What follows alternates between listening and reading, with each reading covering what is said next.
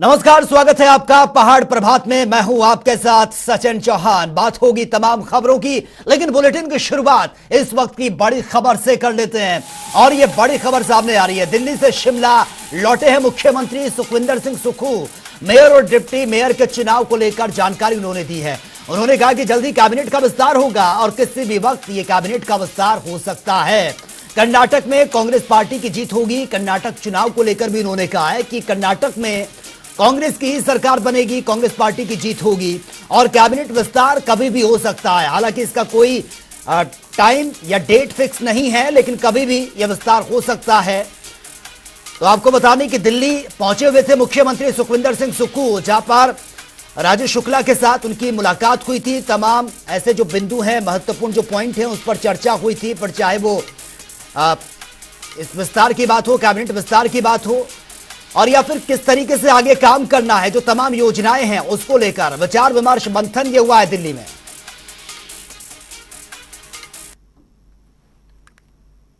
राजनीतिक मुलाकातें होती हैं। हमारे पार्टी के वो इंचार्ज है और पार्टी के इंचार्ज से मिलना जुलना चला रहता है। और निश्चित तौर पर कि आगे हमने कांग्रेस पार्टी की सरकार ने आगे क्या करना है और जो वादे पूरे किए उनको लेकर आगे चर्चा होगी। जब भी संभव होगा सबसे पहले आप लोगों को बता दिया जाएगा। और मंत्रिमंडल तो किसी भी समय विस्तार हो सकता है। कर्नाटक में मैं जहां था वहां लोगों का मन कांग्रेस के पक्ष में था। लोग कांग्रेस को लाना चाहते थे और वोटिंग वाले दिन भी उन लोगों में उत्साह दिखा। अब परिणाम का इंतजार करते हैं। मैंने तो विक्रमादित्य की पोस्ट पढ़ी नहीं और अभी कोई ऐसी बात है ही नहीं कोई जिस पर कोई चर्चा हो। तो इन बातों को राजनीतिक रंग देना भी ठीक नहीं होता। और निश्चित तौर पर सब लोग हम मिलकर पार्टी का ही काम कर रहे हैं, सरकार का ही काम कर रहे हैं। अटकलें लगाई जा रही है कि सीपीएस जो इस्तीफा दे सकते हैं। मेरी जानकारी नहीं, आप बताओ कि हाँ किसी ने बोला तो बताओ। वो विपक्ष की भूमिका निभा रहे हैं और उनके पास जो भी हथियार होते हैं, चाहे कानून का हथियार है चाहे राजनीतिक हथियार है, उस दृष्टिकोण से विपक्ष की पार्टी का दायित्व भी होता है। वो मुद्दे इन बातों को उठाते हैं, लेकिन हम सरकार की तरफ से सब प्रकार से तैयार है। वो तो मेरे ख्याल हमारी पार्टी तय करेगी कि कौन मेयर होगा, कौन डिप्टी मेयर होगा। अभी हमारा कहीं भी ऐसी कोई बात नहीं है कि मेयर डिप्टी मेयर का होगा। हमने मेरे 14 तारीख को बैठक बुलाई है सभी काउंसलर्स की और 15 तारीख को मेयर का और डिप्टी मेयर का चुनाव होगा।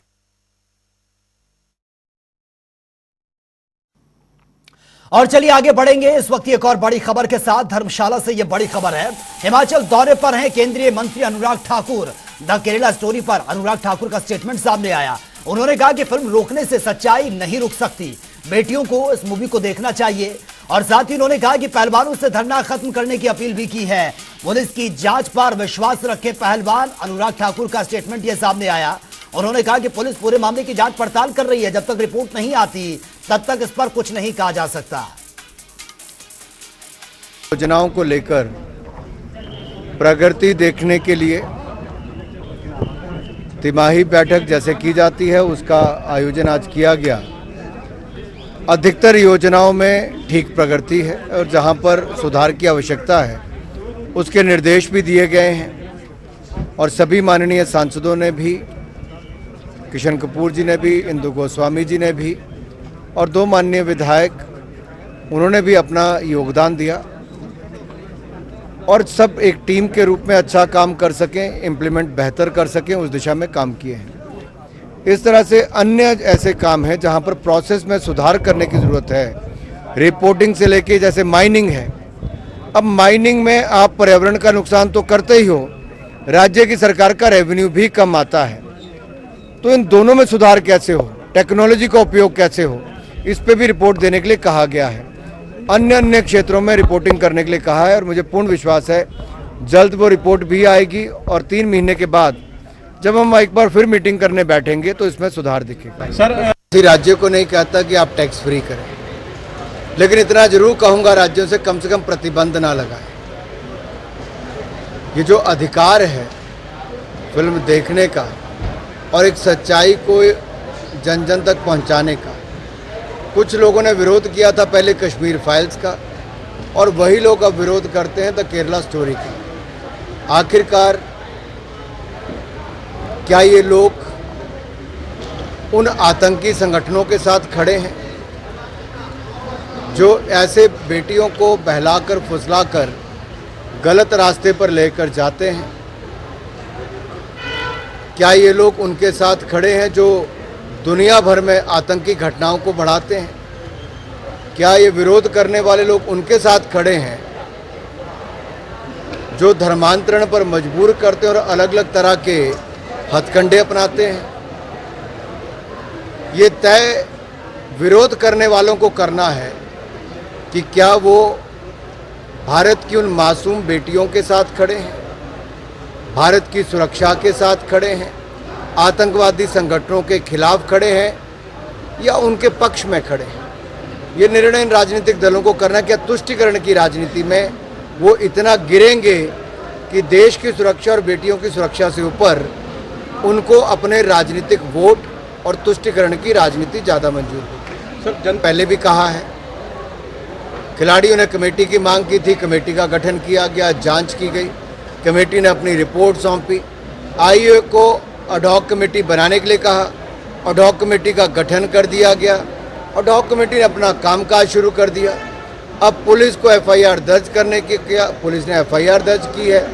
स्वयं दिल्ली पुलिस ने कहा कि हम एफआईआर दर्ज करेंगे और जांच करेंगे। सुप्रीम कोर्ट ने केस खारिज करते हुए यहाँ तक कहा कि आगे जाना है तो लोअर कोर्ट में या मजिस्ट्रेट के पास आप जाएं। अब ये सब बातें जो चाही थी वो हुई है। मेरा अभी भी उनसे अनुरोध है, अपना धरना समाप्त करें, जांच पूरी होने दें और जांच पूरी होने का इंतज़ार करें। वो केवल इतना ही बता दें, प्रदेश को तो छोड़ दें, क्या उनके साथ जो उनके जूनियर काम कर रहे हैं, जैसे राजस्थान में मनमुटाव साफ देखने को मिलता है मुख्यमंत्री में और उनके विधायकों के बीच में, क्या यहाँ पर भी सरकार के मंत्रियों में और सीपीएस में और बाकी नेताओं में मनमुटाव जग जाहिर नहीं हो गया है? क्या ये भी बताने की जरूरत 5वें महीने ही पड़ गई कि आखिरकार मंत्री कौन है? तो इसका मतलब पावर कहीं और चल रही है और कुछ लोग केवल नाम के लिए बने हैं। आगे बढ़ेंगे इस वक्त की बड़ी खबर के साथ, और ये बड़ी खबर सामने आ रही है। शिमला में सियासी पारा हाई है। बीजेपी नेता विक्रम सिंह ठाकुर ने निशाना साधा है, कांग्रेस सरकार में सब कुछ ठीक नहीं है और बार बार दिल्ली जा रहे हैं मुख्यमंत्री। ये उन्होंने कहा है कि कांग्रेस सरकार में कुछ भी ठीक नहीं चल रहा है और यही वजह है कि मुख्यमंत्री को बार बार दिल्ली जाना पड़ रहा है। जल्द खुलेगी कांग्रेस की गारंटियों की पोल। बहुमत के बाद भी नहीं बना पा रहे हैं मेयर, ये स्टेटमेंट भी उन्होंने दिया है। तो बीजेपी नेता विक्रम सिंह, जिनका ये कांग्रेस पर उन्होंने ये वार किया है, उन्होंने कहा कि कांग्रेस में कुछ भी ठीक नहीं चल रहा है, जिस वजह से मुख्यमंत्री को बार बार दिल्ली जाना पड़ रहा है और बहुमत के बाद भी अब तक मेयर नहीं बन पा रहे हैं। यह स्टेटमेंट उन्होंने दिया है। शिमला के अंदर नगर निगम के ऊपर कांग्रेस को बहुमत मिला है और जो आप बातें कह रहे हैं इसमें कई चीज़ें, कई फैक्टर जो हैं वो काम किए हैं। कांग्रेस द्वारा बोगस वोटों का बनाना इसमें सबसे महत्वपूर्ण है। यहाँ के जितने भी कांग्रेस के प्रत्याशी हैं उन्होंने 200, 300 वोट जो है वो ऐसा बनवाया, यानी एक परिस्थिति ये भी बन गई कि नदौन के विधायक को नदौन में भी वोट डालनी पड़ रही है और उसके बाद एमसी के भी यहाँ वोट डालनी पड़ रही है। और इसी तरीके से बाकी भी जितने भी इनके मंत्री हैं, मंत्रियों तक की वोटें इन्होंने यहाँ पे बनाई।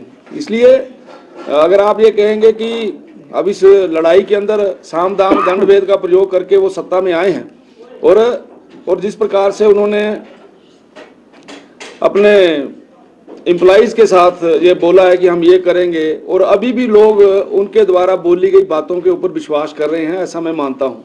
लेकिन ये विश्वास बड़ी जल्दी टूटेगा और एक परिस्थिति पूरे शिमला के अंदर ये भी बन रही है कि इतने दिन के बावजूद भी इसकी कमान किसके हाथ में होगी वो आज तक ये लोग डिसाइड नहीं कर पाए हैं।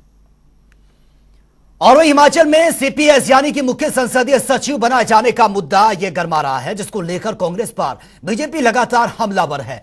सीपीएस मामले को लेकर हाईकोर्ट पहुंची है। वहीं सुक्खू सरकार के शिक्षा मंत्री रोहित ठाकुर का कहना है कि चुनाव में मिली करारी हार से बीजेपी बौखला गई है, उसकी बौखलाहट साफ तौर पर नजर आ रही है। साथ ही उन्होंने कहा कि हार को बीजेपी के नेता पचा नहीं पा रहे हैं। वहीं मुख्य संसदीय सचिव किशोरी लाल ने कहा है कि मामला अदालत में विचाराधीन है, कानूनी तौर पर हम इस चुनौती का सामना भी करेंगे।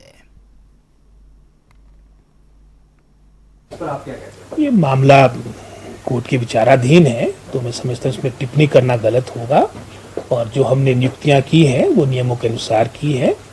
बाकी it's too early to comment, अभी कोर्ट में सारा मामला चला है। बाकी तो बीजेपी गवर्नमेंट के टाइम भी chief whip, deputy chief whip रखे हैं, सीपीएस रखे इन्होंने। ये तो चलो आज वो पक्ष में इन मामलों को उठा रहे हैं, लेकिन जो नियुक्तियां हुई हमने नियमों के अनुसार की है। बाकी मामला कोर्ट के विचाराधीन है। Let's wait for the final outcome. देखिए, कोर्ट का मामला है और कोर्ट में किसी ने अपील दायर की है, उसका कानूनी तौर पे हम सामना करेंगे और जो भी कानून अपना रास्ता अपनाएगा वो सभी को स्वीकार्य होगा। इसमें कोई बड़ी बात नहीं है। इसमें पहले भी सीपीएस बनते रहे हैं, कोई नई बात नहीं है। और वहीं केंद्र सरकार ने आयात होने वाले सेब की न्यूनतम कीमत तय कर दी है। और ऐसे में इस रिपोर्ट में देखिए, इस फैसले में हिमाचल के बागवानों की ओर से सेब की खरीदारी के लिए क्या कुछ खास ये है, यह रिपोर्ट आप देखिए।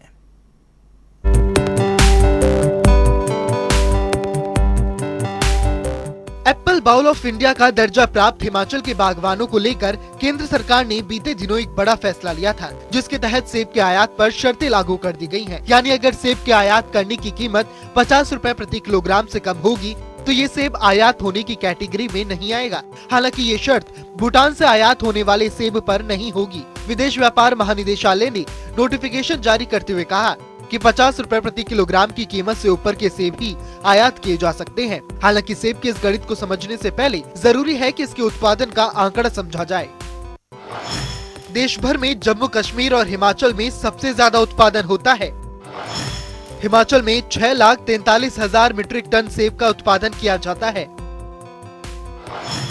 देश भर के सेब उत्पादन में हिमाचल की 26% से ज्यादा हिस्सेदारी होती है।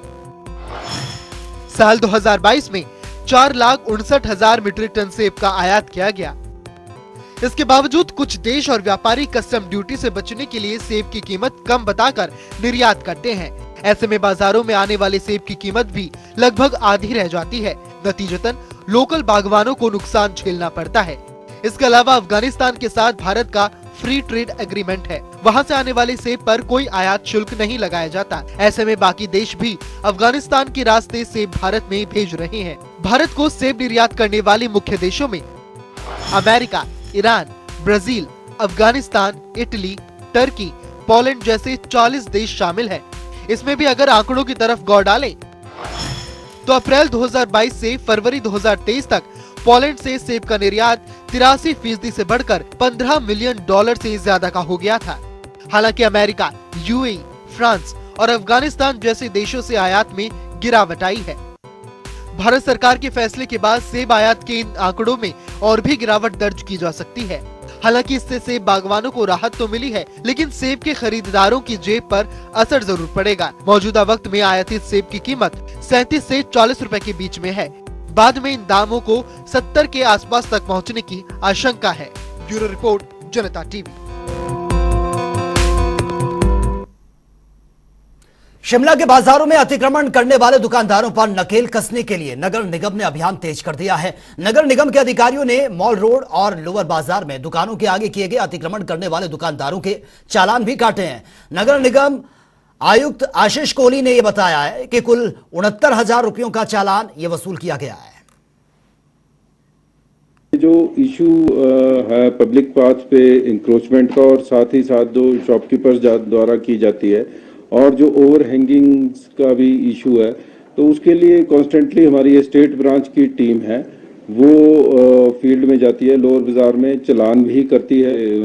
10 दिन के अंदर ही हमने 32 लोगों के इसमें चालान भी किए हैं और उसमें 32,000 के आसपास उनको पेनल्टी भी लगाई गई है। ये जो प्रोसेस है हम जारी रखेंगे। हम बोले हम बोल रहे हैं कि पालन करो आप, लेकिन कम से कम पिक एंड चूज नहीं होना चाहिए ना। एक जो फड़ी वाला बैठा है वो 15 फुट की दुकान लगा कर ये बैठा है, ठीक है जी। अब उसकी वजह से बाजार तंग हो रहा है। अब एक व्यापारी कितना, देखो आप, आपके सामने पूरी है ओवर हैंगिंग की दुकानें देख सकते हैं। कोई कोई दुकानदार हम मान सकते हैं कि कोई गलती करता है, लेकिन सभी जो है सब एक जैसे नहीं है। लेकिन ये चलान जो है सबको दिए जा रहे हैं और उनके चलान काटे जा रहे हैं। सांकेतिक धरना दिया है, 4 बजे हमने एक मीटिंग रखी है जिसमें सारे व्यापारी भाई आएंगे और उसमें जो भी निर्णय होगा, अगर वो पूरा दिन बंद करना का होगा तो उसमें जो तय होगा उस तरीके से हम उसमें काम करेंगे।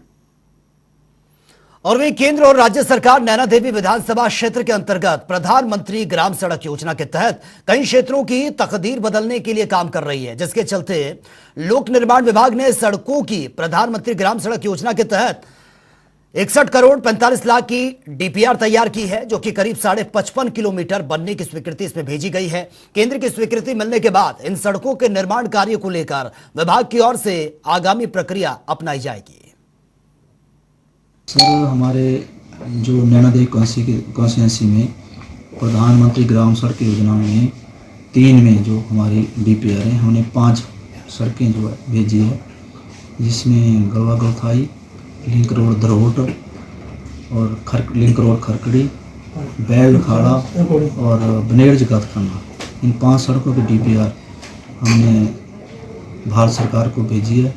और जैसे ही वो अप्रूवल आएगी उसके बाद ही जो टेंडर प्रक्रिया या इन सड़कों का निर्माण कार्य किया जाएगा। और मंडी के गोहर उपमंडल की चैलचौक पंचायत के शमशान घाट पर यदि किसी का अंतिम संस्कार करना हो तो पहले यहां पूरे शमशान घाट की सफाई के लिए घंटों पसीना बहाना पड़ता है, फिर जाकर कहीं अंतिम संस्कार यह होता है। दरअसल इस शमशान घाट में जरा सी बारिश से इतना ज्यादा कीचड़ जमा हो जाता है। मेरे को जो यहाँ स्थानीय लोगों ने जो है वो मोक्ष धाम के बारे में बताया, तो ये जो आईपीएच विभाग वालों ने यहाँ पाइप डाली हुई है और इसको जो है एक साइड से आईपीएच विभाग इसको एक तरफ से डाले ताकि पीछे ढक ना लगे, जिस वजह से जो है ये हमारी जो नालियाँ है ये भर रही है। और ये जो यहाँ बड़ी दिक्कत हुई है, आज सुबह से लेकर के इनको सफाई करनी पड़ी, पूरा जो है नाला भर गया था। तो मैं इस पर पूरी कार्रवाई जो है करूँगी एज ए प्रधान होने के नाते। तो मैं आपको जनता का भी बहुत बहुत धन्यवाद करती हूँ कि इस तरह से हमारे बच्चे जो हमें सुझाव दो ताकि हम प्रधान लोग भी अच्छा काम कर सकें। हिमाचल में कई हुनरबाज हैं जिनकी कला दूर दूर से आए लोगों को अपनी ओर आकर्षित करती है, और ऐसे एक हुनरबाज हमीरपुर के रवि भी हैं जो अपनी कला से लोगों को अपनी ओर खींच रहे हैं। ये रिपोर्ट आप देखिए। हिमाचल में हुनरबाजों की कमी नहीं है, ये साबित कर दिया है हमीरपुर के बरोटा गांव के रहने वाले रवि धीमान ने। रवि धीमान के पास एक ऐसी कला है जिसे रवि लकड़ी पर अपना हुनर दिखाकर किसी को भी हैरान कर देते हैं। रवि धीमान ने शहीद भगत सिंह, रविंद्रनाथ टैगोर, स्वामी विवेकानंद, सुभाष चंद्र बोस, पहाड़ी गांधी काशी, डॉक्टर भीमराव अंबेडकर के अलावा केंद्रीय मंत्री अनुराग ठाकुर और सीएम सुक्खू की भी एक 3D आकृति बनाई है जो हर किसी को अपनी ओर आकर्षित कर सकती है। जो बचपन से ही था शौक, बाकी जैसे जैसे बड़ा होता गया फिर ये थोड़ा मैंने शुरुआत में काम करना शुरू किया। अब जैसे जैसे ज़्यादा काम किया उसी तरीके से थोड़ा ज़्यादा अब इस मुकाम पे पहुंच चुका हूँ कि मैं किसी भी आदमी की फ़ोटो लकड़ी पे बना सकता हूँ। ये सर मेरी अपनी ही प्रेरणा थी, कोई अपने हिसाब से, मतलब इसको सिखाने वाला तो यहाँ तो फिलहाल कोई नहीं कर रहा है। मेरे जो पेरेंट्स, जो मेरे मेरे जो पूर्वज थे वो लकड़ी के मतलब खिड़की दरवाजे और ट्रेडिशनल जो हमारा काम है वो करते थे। उनको देख के मतलब लकड़ी की नॉलेज और जो था वो तो उनका पैतृक काम होने की वजह से थोड़ा था भी, और लकड़ी को कैसे काम किया जाता है उसका भी था थोड़ा बहुत।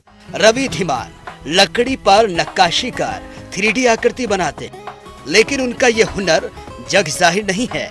रवि ने बताया कि बचपन से ही चित्रकला से प्रेम था और इसी प्रेम को अमली जामा पहनाने के लिए रवि ने लकड़ी पर 3D आकृति बनाने की कला को अपना हुनर बना लिया। आज इसी हुनर के चलते रवि अपना व्यवसाय भी करते हैं, लेकिन लोगों तक पहुंच कम होने की वजह से अपनी कला आगे नहीं बढ़ा पा रहे, जिसकी वजह से उन्हें काफी आर्थिक परेशानी का सामना भी करना पड़ता है। वर्तमान समय में अभी मैं हमारे माननीय प्रधानमंत्री नरेंद्र मोदी जी का पोर्ट्रेट बना रहा हूं और केंद्रीय मंत्री माननीय अनुराग सिंह ठाकुर जी का बनाया हुआ है, वो उनको प्रेजेंट कर दिया, और एक और भी बना रहा हूं। बाकी कुछ एम्स की प्रेजेंटेशन जो हमारे बिलासपुर में बना है, बहुत बड़ा अस्पताल, उसकी भी एक प्रेजेंटेशन बना रहा हूँ। बाकी जो हमारे महापुरुष जैसे आज़ादी का अमृत काल चला हुआ था, तो उसके उपलक्ष्य में मैंने जैसे शहीद भगत सिंह, सुभाष चंद्र बोस, सरदार पटेल, गुरु रविंद्रनाथ टैगोर और हमारे स्वामी विवेकानंद जी, ऐसे कुछ पोर्ट्रेट बना के तैयार कर दिए। लकड़ी पर चित्र बनाने की कला भारत में बहुत कम है, लेकिन बाहरी देशों से इस कला को लोग काफी पसंद करते हैं। अगर सरकार इस पौराणिक कला को बढ़ावा दे तो आने वाली पीढ़ियां भी इस कला से अपने लिए अच्छी आमदनी कमा सकती। वहीं इससे पर्यटन में भी बढ़ावा मिलेगा। हमीरपुर से जनता टीवी के लिए अशोक राणा की रिपोर्ट।